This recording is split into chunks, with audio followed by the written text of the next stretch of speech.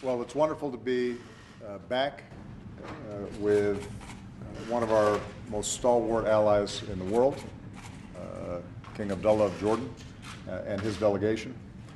We've had, as usual, an excellent consultation about the enormous challenges that His Majesty and the Jordanian people face in a very difficult time in a very difficult neighborhood. We spent the bulk of our discussion around the situation in Syria, Iraq, and our joint efforts to combat ISIL. Jordan's been an outstanding partner in that process. I briefed him on the conversations that I'd had with President Putin and the cessation of hostilities agreement that has been put in place. We are very cautious about raising expectations on this.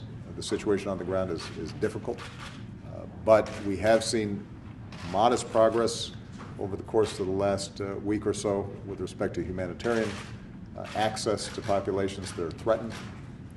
If over the next several weeks we can see some lessening of the violence that's been racking that country, then that provides us a basis to build a longer-term ceasefire both in the north and the south, and allows us to move forward on the political transition that ultimately is going to be necessary to bring an end to the civil war in Syria. So I'm actually leaving Washington very optimistic about the level of support from the United States, the leadership that the President has shown on the issue of Syria, and hopefully that the discussions between yourselves and the Russians will move the process in the right direction.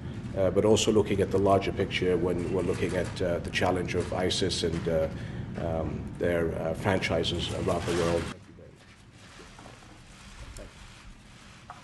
All right.